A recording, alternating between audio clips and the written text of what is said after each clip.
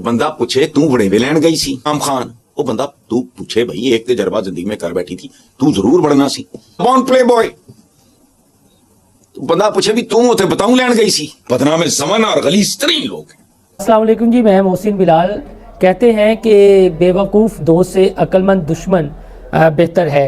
तो हसन निसार साहब ने ना सिर्फ इमरान खान बल्कि अयाज़ मीर के करैक्टर पर भी सवालिया निशान खड़े कर दिए हैं। वो कहना कुछ और चाहते थे, लेकिन इमरान खान साहब को उन्होंने प्ले बॉय साबित कर दिया है और उनके करैक्टर को इस तरह उन्होंने प्रेजेंट किया है कि इंसान जब सुने तो अपने कानों में उंगलियां दे ले, और ख़ास तौर पर बच्चे जब सुने तो वो ये समझे कि ये हमारे वो दानिश्वर हैं, ये वो बदयानत दानिश्वर हैं, फ़िक्री बदयानत इंटेलेक्चुअल हैं कि ये किस तरह की गलीज़ ज़ुबान जो है वो नेशनल टीवी पर आकर हैं। तो ये मामला था रेहाम खान का, और मौजूदा जो हाजरा हैं मॉडल, उन्होंने इमरान खान के हवाले से जो किताब लिखी, तो बेसिकली हसन निसार साहब इमरान खान साहब को डिफेंड करना चाह रहे थे, लेकिन डिफेंड करते करते उन्होंने इमरान खान को अपनी बेवकूफ़ी में, अपने जज्बातीपन में रगड़ा लगा दिया है, और साथ एक ऐसी मिसाल दे दी है जो माजी में हमें सिर्फ ख़बरों में मिला करती थी अयाज़ मीर साहब के हवाले से, क्योंकि जो उन्होंने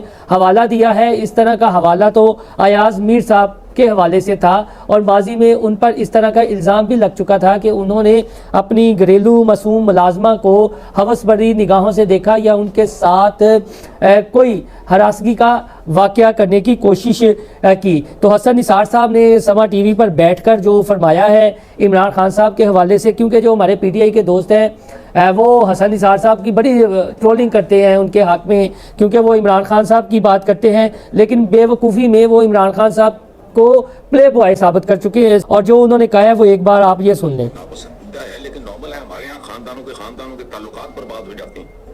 मैं बहुत देर मेरा एरोबोल्ट के साथ बहुत तक कोई है, वहाँ तो कोई इशू नहीं है। हमारा इंडियन इस्लाम है यहाँ। अच्छा, दूसरी बात ये, क्या नाम बताया आपने इस खातून का जिसकी किताब का आपने जिक्र किया? मैंने भी आज ही पढ़ा। क्या नाम है? हाजरा खान। बंदा पूछे तू बड़े वे लैन गई सी, यानी हाजरा खान को तनकीद कर रहे हैं कि तू की इमरान खान को लैन गई से। छाछ तो बोले, क्या छलनियां नहीं बोलती?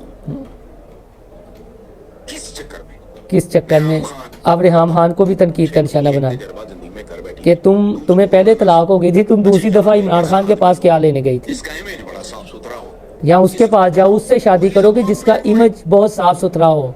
ये पूछे भी तू बताऊं लैन गई सी? हाँ, बताऊं लैन गई सी। तो एक ऐसा आदमी है, बताऊं लफ्ज़ नया सुना है हमने पंजाबी में, वो तो पंजाबी में डैश डैश लेने गए थे कहा जाता है। हसन निसार साहब ने रेहाम खान को कहा है कि तुम इमरान खान के पास बताऊं लेने गई थी। कुछ हैं जो बदनाम ज़माना और गलीज़ तरीन लोग। अब गलीज़ तरीन लोग कह रहे हैं कि जब आप गलीज़ तरीन लोगों के पास जाओगी तो आगे से आपको जवाब क्या मिलेगा। यानी दूसरे लफ्ज़ों में हसन निसार साहब बेसिकली इमरान खान साहब को गलीज़ तरीन लोगों में शुमार कर रहे हैं। हाँ, अब ये देखें कि इमरान खान का डका छुपा कुछ नहीं है, और मिसालें दे रहे हैं रेहाम खान को और हाजरा को कि तुम दोनों बताऊं लेने गई थी उनके पास, इमरान खान साहब के पास, और उनका तो डका छुपा है ही नहीं है। यानी फिर पहले बात करते हैं कि गलीज़ तरीन लोगों के पास आप जैसी ख़वातीन लेने क्या जाती हैं। वो बेसिकली ख़वातीन के करैक्टर पे बात करना चाह रहे थे, और रगड़ा उन्होंने बेसिकली इमरान खान को दे दिया है। आगे आप सुने।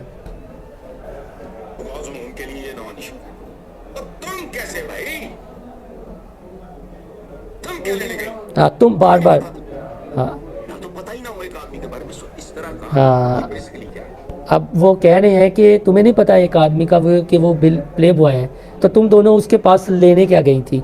यानी बार बार इमरान खान को खड़काई जा रहे हैं।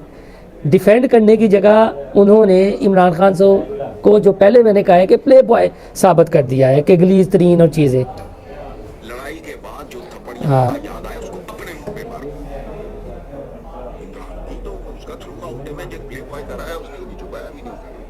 यानी आप ये कह रहे हैं कि इमरान खान का जो थ्रू आउट है या पूरा कैरियर है, उनका जो इमेज है वो एक प्ले बॉय का रहा। ये हसन निसार साहब कह रहे हैं जी, कोई और नहीं कह रहा, जो इमरान खान साहब के बहुत बड़े मद्दा है। अब ये बीबी बागदाम ना उठ के मतलब को बात है करने वाली, और करो जिन्हें दिलचस्पी है वो करें। पढ़ी मैंने ना रेहाम खान की किताब पढ़ी, आप पढ़ी होगी यकीनन। इन्होंने कहते हैं ना हाजरा की किताब पढ़ी है ना रेहाम खान की पढ़ी है, लेकिन इन्होंने पढ़ी होगी लाजमी।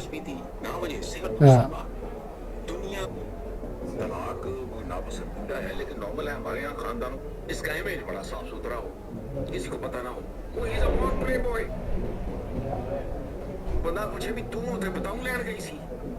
अच्छा, इसमें उन्होंने बात की है जी कि एक तो प्ले बॉय के तनाजुर में बात किया, दूसरी बात ये की है कि कुछ लोगों का करैक्टर ऐसा है कि वो मासूम बच्चियों को, नौकरानियों को भी मुआफ़ नहीं करते। तो इसकी एक मिसाल है कि माजी में अयाज़ मीर साहब जो पीटीआई के दोस्तों के बहुत बड़े दानिश्वर हैं और उनकी वो अच्छे अल्फाज में ट्रोलिंग करते हैं, वो भी चूँकि इमरान खान साहब की साइड लेते हैं। तो चकवाल जो उनका अपना भाई गाँव है, वहाँ पर एक वाक़या हो चुका है, एक नौकरानी के हवाले से खबरें आई थी, मासूम बच्ची के हवाले से। अयाज़ मीर साहब उस केस में फंस गए थे, लेकिन बाद में वो उस केस से जिस तरह मक्खन से बाल निकाला जाता है निकल गए। तो अब हसन निसार साहब कह रहे हैं कि बच्चियों को भी तो इशारा तकरीबन हम प्याले हैं ना, हम नवाले हैं उनके, तो फिर इशारा या मिसालें इंसान को इसी तरह की जहन में आती हैं जो इमरान खान साहब के हवाले से, यानी बेसिकली वो डिफेंड करना चाह रहे थे और हाजरा की और रेहाम खान की करैक्टर असैसिनेशन करना चाह रहे थे। लेकिन वो जो होता है ना, इंसान के अंदर जो कुछ होता है वो एक ना एक दिन तो बाहर निकलना होता है। तो हसन निसार साहब ने बेसिकली वो बाहर निकाल दिया है और इमरान खान साहब के करैक्टर पे उन्होंने मोहर सख्त कर दी है और ये कहा है जी कि तुम्हें नहीं पता उसका करैक्टर, तुम बताऊँ लेने गई थी, क्या लेने गई थी। वो रहा है प्ले बॉय। और फिर इन जैसे प्ले बॉयों को उन्होंने गलीज तरीन और गंदे किरदारों के नाम से तशबीह दिया है। तो ये हसन साहब इमरान खान साहब का काला चीटा खोल रहे हैं। कोई और होता तो चले बात समझ में आती है, हसन निसार साहब लगे हुए हैं कौम के चंद एक जो फिक्री दानिश्वर कहलाते हैं और जज्बाती होकर हमेशा कौम को ही बड़ा बुरा कहते हैं या वोटर्स को अपना करैक्टर नहीं देखते कि ये जो दानिश्वरी में या पे से बाहर होकर अपनी रेटिंग के चक्रों में जो बातें करते हैं। तो ये वो बेवकूफ़ दोस्त हैं इमरान खान साहब के, जिन्होंने हमेशा उन्हें मरवाया है, कोई अकल की बात नहीं दी उनके बारे में की, मशवरे भी हमेशा इन्होंने उल्ट ही दिए हैं। तो अब रेहाम खान हो, हाजरा हो या इस तरह का कोई भी करैक्टर हो, ये उनकी मजम्मत कर रहे हैं और साथ साथ इमरान खान साहब को भी रख रहे हैं। लिहाजा पीटीआई के कारकुनान को सोचना चाहिए कि ये जो आपके है ना, ये आपको बेसिकली टोपी और मामू बनाते हैं। तो जो उनके अंदर है, जो अंदर था, वो उन्होंने बयान कर दिया है और बीच में रगड़ा लगाते लगाते इमरान खान साहब को या आज़मीर साहब को भी रगड़ा लगा बैठे हैं अंदरूनी खाना।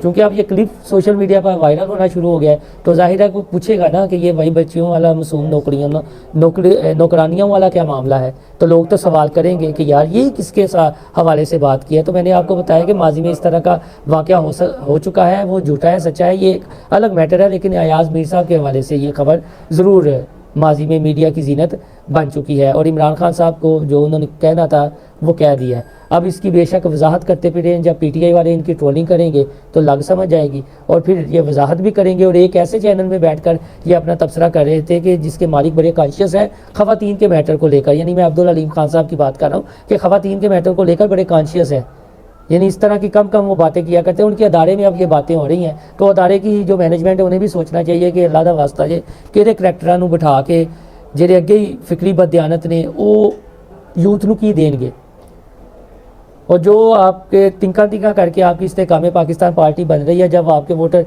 ये देखेंगे कि ये किस तरह के बदजुबान बंदे आपने बिठाए हुए हैं तो फिर उस पर कोई क्या कहेगा। तो आप हमारा चैनल इनसाइड स्टोरी लाइक और सब्सक्राइब करना ना भूलिएगा। अल्लाह हाफिज़।